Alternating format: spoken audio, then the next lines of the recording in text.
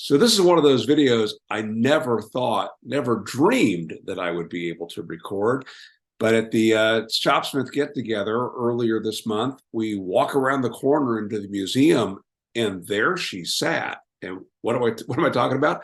I'm talking about the X-6000. This is a prototype machine that Shopsmith engineers created over 40 years ago.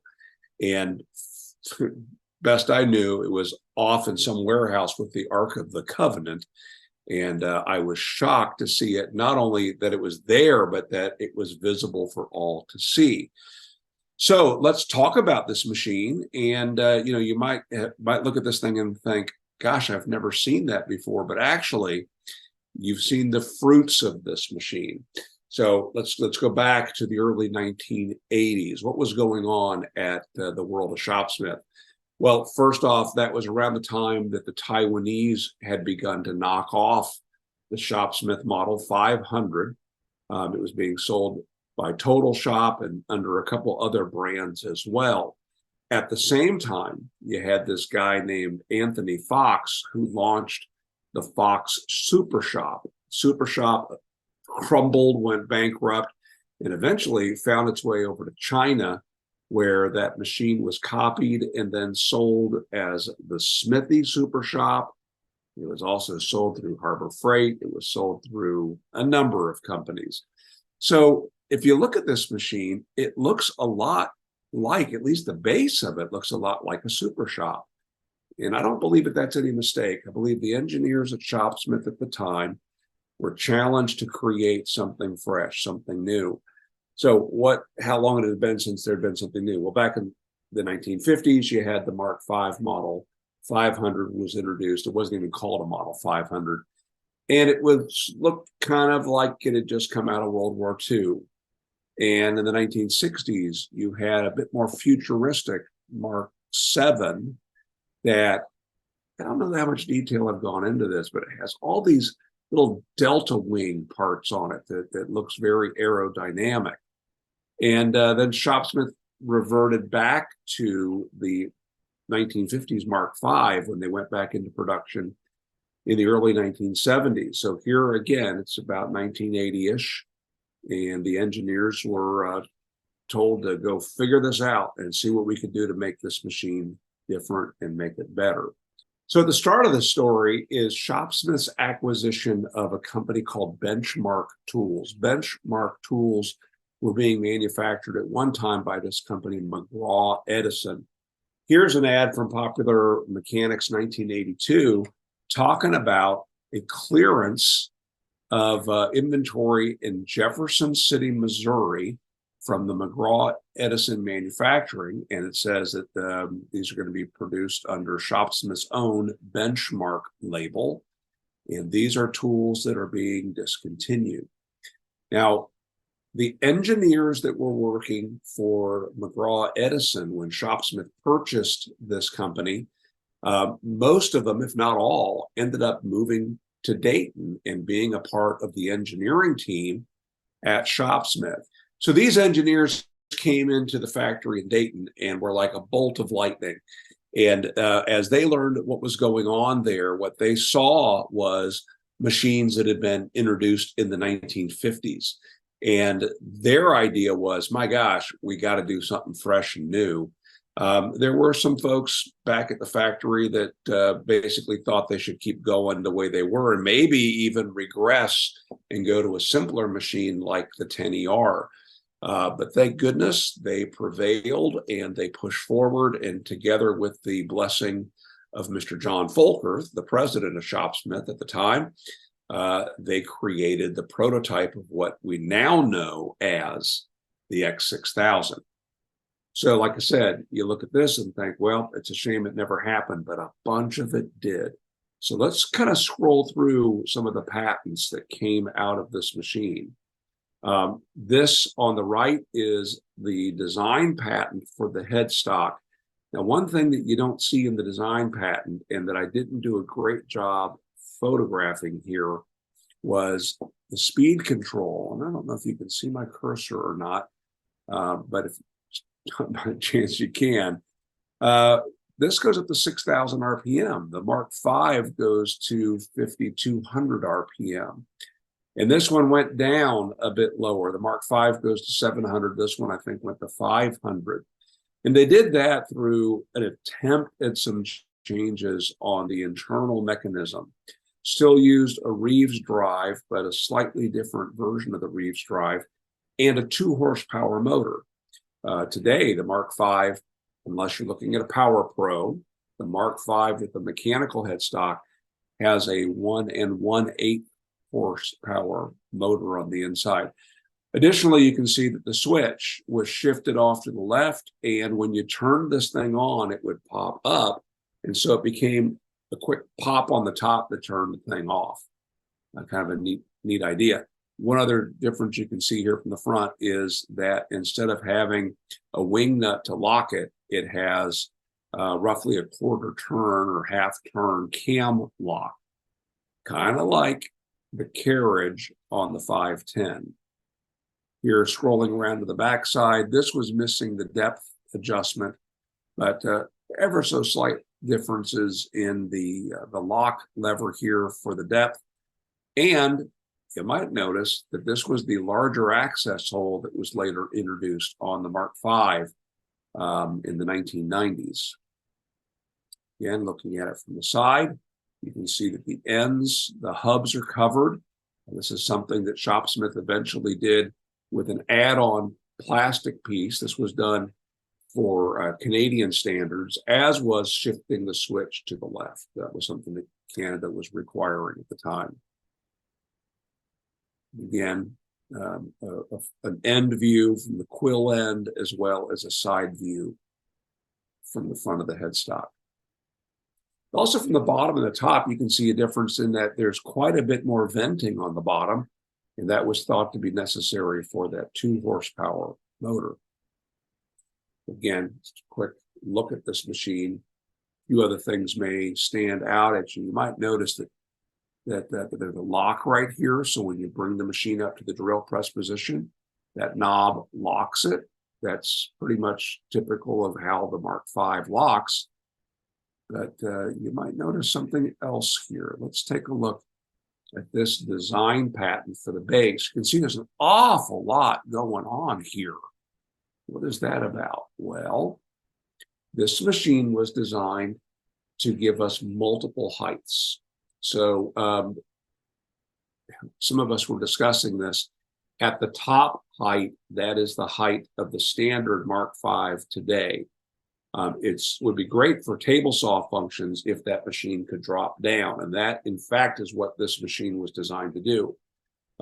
Lathe turning wasn't quite as popular as it finally became and is today. So it didn't go higher than the standard Mark V. That would be great if it did.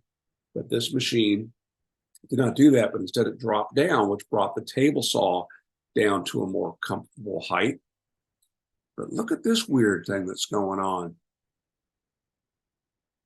They're moving it up on one side, and it's not yet up on the other side. And this is one of those things that if it hadn't been for the patent, I'm not sure I would have picked this up.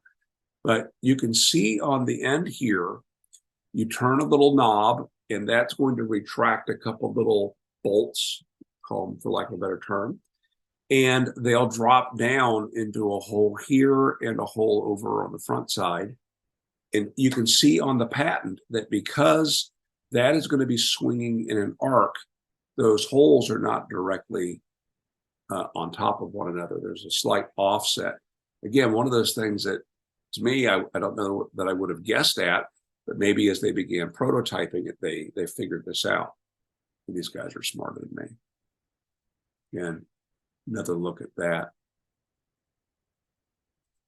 In the patent for this tilting mechanism, they even accounted for, well, what happens if they need to keep the price low, because that mechanism to loosen it was a bit complicated. They even said, well, okay, maybe an iteration would be that you would have a pin that you would pull and insert. And so that was covered right there in the patents. Again, this gave them the ability to tilt it up either left or right. And as you can see here, This is the Mark 7.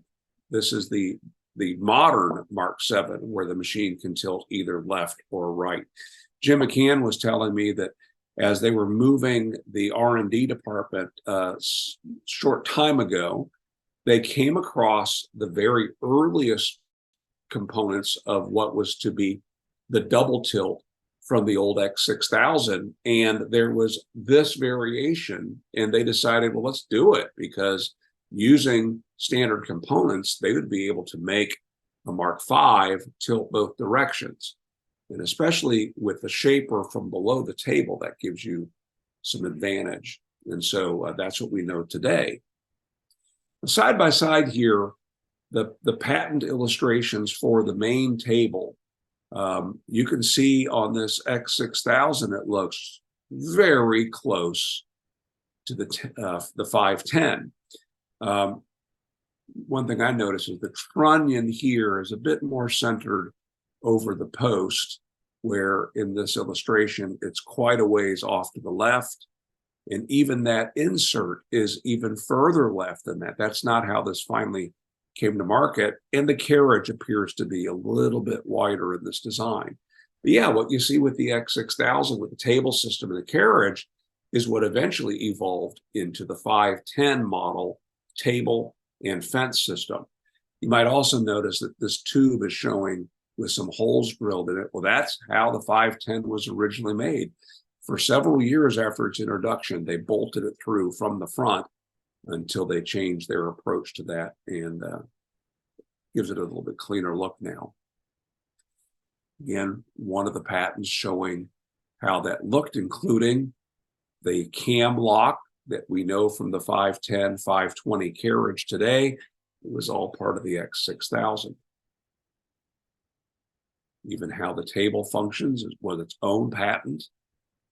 Stops and all, stopping the table at 90 degrees, I'm sorry, 45 degrees for sawing, and at 90 degrees for drill press and shaper operations. Just a view of the carriage and the table to support X6000, also notice the 510. The one thing that's missing from this, two things actually missing from this table, is there are some holes in the table. If you've got a 510 or a 520, you may have noticed a couple holes, and that is so that the shaper fence can bolt through the top of the table. It just wasn't necessary to show that in the patent, I guess. There's the patent for the fence, working on the tubular rails.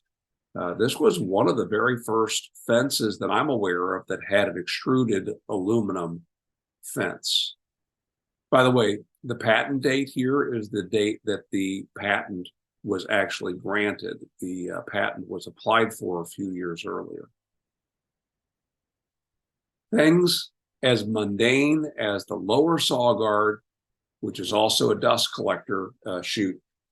When the X6000 was being developed, they wanted to make this thing work very well for dust collection. And they thought, well, while we're doing it, let's just also make it be able to support the 12-inch disc sander.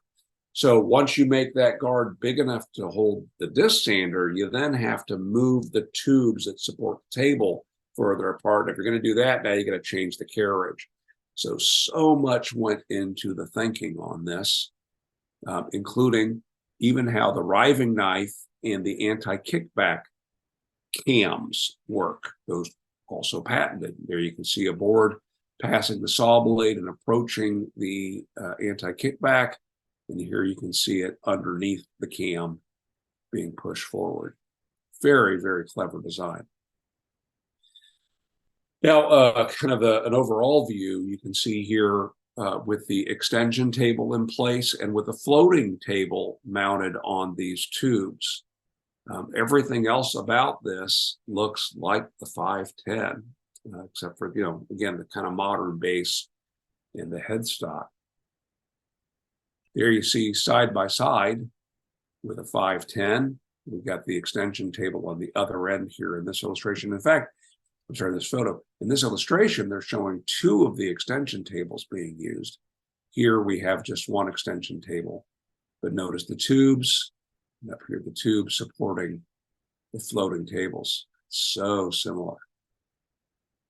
There was this weird iteration of it in the patents where they had this tube that continued on beyond the main table in a corner piece here, 3 different positions for a tube. I think they decided this was just too complex, and that was abandoned, but it was shown here in the patents. So there you go. There's the X-6000, a machine I didn't think we'd ever talk about. I'm thrilled to have had this opportunity once again to kind of shine a light on these engineers, because man, those guys were brilliant. All right, that's it. Make it a great day.